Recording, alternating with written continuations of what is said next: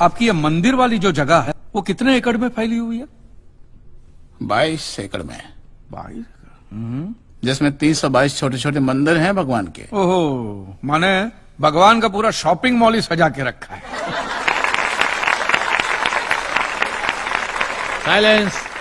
और इन सारे मंदिरों में भगवान की सेवा के लिए 142 पुजारी हैं, समझा? आपके मंदिर के बाहर भिखारी कितने बैठते हो पता है आपको? क्या?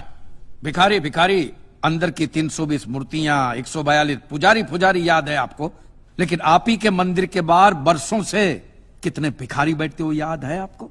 मिलॉर्ड, इनके मंदिर के बाहर जो भिखारी बैठते हो उसमें किसी को भी मंदिर के अंदर एंट्री नहीं। अब धूप हो बारिश हो बाहर सड़ते रहने का, अंदर पैर नहीं रखने का। ना मत कहना, ना मत कहना। ये आप ही के मंदिर के पुजारी ने मुझे बताया था। उसने तो मुझे ये भी बताया था महाराज कि कांजी भाई, ये केस अगर आपको जीतना है ना भैया तो हर सोमवार को आइए। तो मैंने पूछा मिलॉर्ड कि मैं कहाँ हूं? तो कहते हैं शिव जी के मंदिर में आइए और 1 लोटा दूध चढ़ाइए, फिर देखिए। मैंने बोला ठीक है, ये भी करके देख लेते। तो मिलॉर्ड में पहुंच गया मंडे को दूध का लोटा लेकर। ये लंबी लाइन लगी, सबके सब हाथ में लोटा पकड़ के खड़े हुए थे ऐसे। मैंने सोचा अंदर जरूर कोई दूध पीने वाला होगा, वरना ये सबके सब गधे थोड़ी है जो ऐसे लोटा पकड़ के लाइन में खड़े। मेरा नंबर है, मैं अंदर गया, अंदर कोई नहीं था दूध पीने वाला, कोई नहीं। बीच में वो काला पत्थर पड़ा हुआ था, उसे शिवलिंग कहते हैं मूर्ख। हाँ शिवलिंग पड़ा हुआ था। और वो पत्थर मिलो, वो पत्थर दूध था। और वो पत्थर के बिल्कुल बगल में से छोटी सी पतली सी नाली में से वो सारा दूध बाहर की ओर जा रहा। मैंने बोला कि यस, बाहर तो कोई खड़ा ही खड़ा होगा दूध पीने वाला। देखा बाहर भी कोई नहीं था। वो सारा दूध मिलो उस नाली से निकलकर बाहर गटर में जा रहा, टोटल वेस्ट। और वो गटर को लग के एक भिखारी खड़ा हुआ था, बेचारा 4-5 दिन का भूखा होगा महाराज, भूख के मारे वो कांप रहा था। उसको शायद ये दूध ही पीना था, लेकिन गटर में से कैसे? तो उस भिखारी को मैंने मेरा दूध का लोटा दे दिया और दूध पीकर उसने मुझसे क्या कहा पता है? भगवान तेरा भला करे।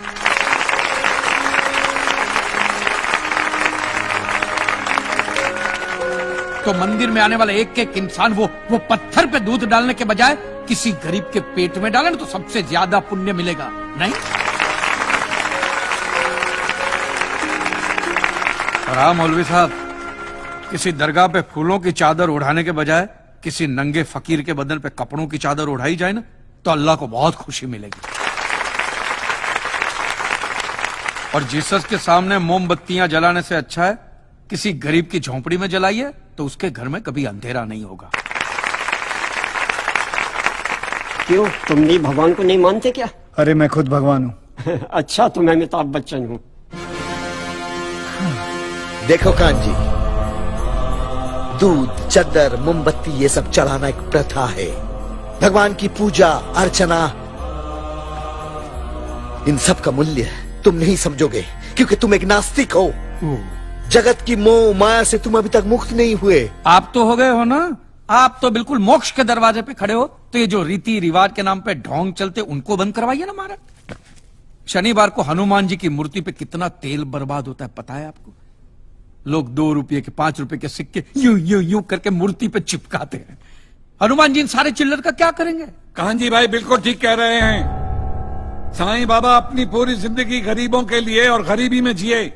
जब तक वो जिंदा रहे तेल की एक एक बूंद के लिए दर बदर भटकते रहे, और आज उनके मरने के बाद उनके लिए करोड़ों का सिंहासन, सोने का मुकुट, किसके लिए बताइए महाराज। एक बात बताइए, जो भी भक्त भगवान की श्रद्धा से सच्चे दिल से भक्ति करता है उस पर तो उस परम कृपालु की कृपा दृष्टि रहती है ना? रहती है ना? आया ना? तो चलिए महाराज मुझे यह बताइए कि अमरनाथ और वैष्णो देवी की यात्रा पे जाती हुई बस नीचे खाई में क्यों गिर जाती? वो तो भगवान की भक्ति के लिए जा रहे थे, श्रद्धा से भजन गाते गाते जा रहे थे, तो भगवान ने डायरेक्टली उनको ऊपर बुला लिया। और आप मुझे एक गाड़ी ऐसी बताइए जिसका एक्सीडेंट हुआ हो और जिसके अंदर भगवान की मूर्ति या फोटोग्राफ ना हो। बताइए बताइए। I object my Lord. From day 1 ये आदमी बातों को यूं गोल गोल घुमा रहा है। मिस्टर कांजी, ये कोई डिबेट नहीं है अच्छे बुरे की, ये कोर्ट है और यहां प्रूफ चलता है। और हमारे पास प्रूफ है, इंश्योरेंस पेपर्स पर आपके सिग्नेचर्स। इसलिए लीगली आपको कोई हक नहीं बनता इंश्योरेंस कंपनी से पैसे और मांगने जहां तक हमारा प्रश्न है, बीमा कंपनी के नियमों को हम नहीं मानते। अगर उन्होंने लिख दिया कि भूकंप जज साहब ने करवाया है, तो क्या जज साहब पैसे देंगे? इसी तरह पॉलिसी में भगवान का नाम लिख देने से भगवान पैसे देने के लिए प्रतिबद्ध नहीं होते।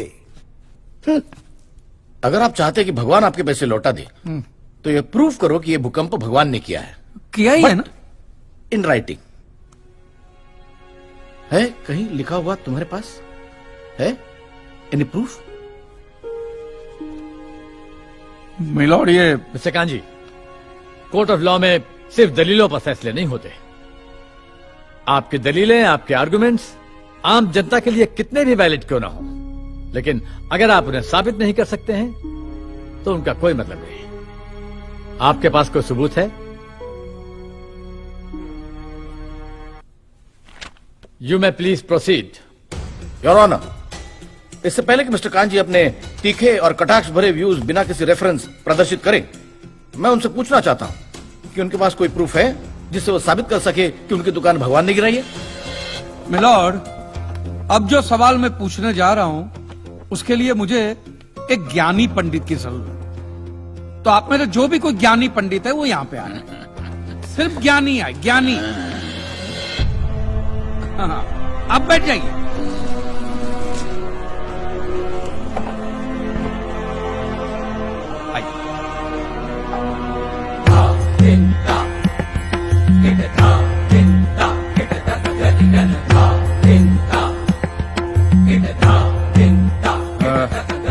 महाराज, आप जो पंडित लोग आपके प्रवचन में जो शास्त्रों की बातें करते हैं, तो शास्त्रों में जो भी लिखा होता है वो सब सही होता है? 100%। ऐसा कहां लिखा है? ये तो आप कह रहे हैं। गीता में लिखा है। अच्छा, क्या लिखा है गीता में? गीता के 4थे अध्याय का 40वां श्लोक, अज्ञस्य अश्रद्धानस्य संशयात्मा विनश्यति, नायम लोकस्ति ना परा ना सुखम संशयात्मना। मतलब क्या? इसका अर्थ है, जो अज्ञानी श्रद्धा विहीन मनुष्य शास्त्र पर संदेह या शक करता है, उसका विनाश निश्चित है। उसे भूलोक या परलोक कहीं भी शांति नहीं मिलती। समझा?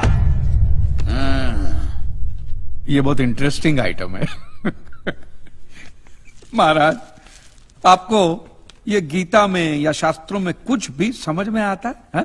कि जो भी लीलाधर महाराज बोल रहे उसमें बस ऐसे समझा समझा करके हाथ हिला रहे हैं। मिलॉर्ड, वो स्कूल में छोटे छोटे बच्चे होते, उनको प्रेयर कभी पूरी याद नहीं रहती, तो बेचारे आंख बंद करके ऐसे करके होंठ हिलाते, वो होंठ हिलाते, ये हाथ हिलाते। एक कांजी, तूने एक सिद्ध साधु का अपमान किया है, तो तुझे नरक में भी जगह नहीं मिलेगी। कहां से मिलेगी महाराज?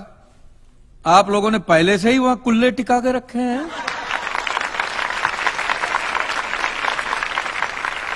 तेरा ये दुस्साहस नास्तिक!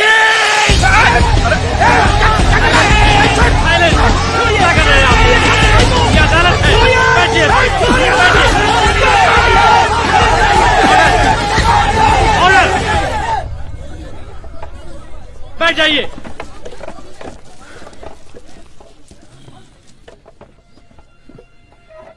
दुखेष्वनु द्विग्न मनः सुखेषु विगत स्पृह वितराग भय क्रोध स्थित धीर मुनि रुच्यते। अध्याय 2 श्लोक 56वां। अर्थात जिस मनुष्य के लिए सुख और दुख समान अवस्था है, जो भय और क्रोध से मुक्त है, जो स्थिर बुद्धि वाला है ना, वही सिद्ध पुरुष कहलाता है।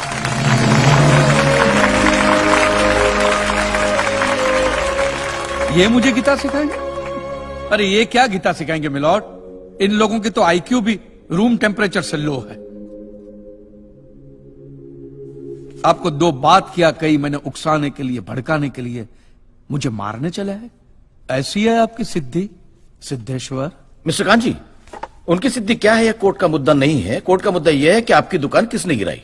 भगवान ने गिराई है। ये आप फैसला सुना रहे। फैसला सुनाना जज साहब का काम है, आपका नहीं। आपको तो सिर्फ प्रूफ करना है कि उस दिन जो भूकंप आया वो भगवान की वजह से आया था, जो प्रूफ करना इम्पॉसिबल है। Relax relax relax, nothing is impossible. Swami ji एक बात बताइए, भगवान ने ही ये भगवत गीता कही है कही है, और भगवत गीता में जो भी कहा गया है वो सब सच है? 100%। Point to be noted milord. तो मुझे एक बात बताइए कि भगवान ने भगवत गीता के 9वें अध्याय के 8वें श्लोक में क्यों ऐसा कहा है कि पूरी सृष्टि का सर्जन मेरी इच्छा से हुआ, इसका विनाश भी मेरी इच्छा से होगा, ये पूरी सृष्टि मेरी इच्छा के अधीन है, इसके सर्जन और विनाश के लिए सिर्फ मैं और मैं ही जिम्मेदार हूं। और ये देखिए मिलॉर्ड, ये बाइबल में भी कहा गया है, Aiza chapter 54 verse 16 See, it is I who have created the smith who blows the fire of coals and produces a weapon fit for his purpose. I have also created the ravager to destroy.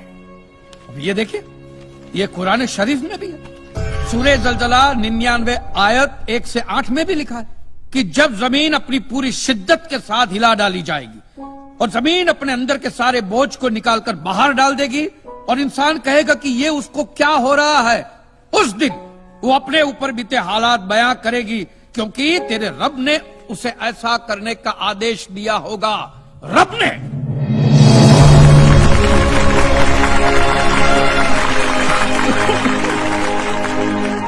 इन सारी बातों का मतलब एक ही होता है मिलोर, कि ये भगवान द्वारा किए हुए भूकंप से ही मेरी दुकान गिरी है। मतलब it is an act of God. ये सब ऊपर वाले की करनी है, और मेरे साथ साथ जिन लोगों का नुकसान ऊपर वाले की वजह से हुआ है उन सब के पैसे भी ऊपर वाला ही देगा।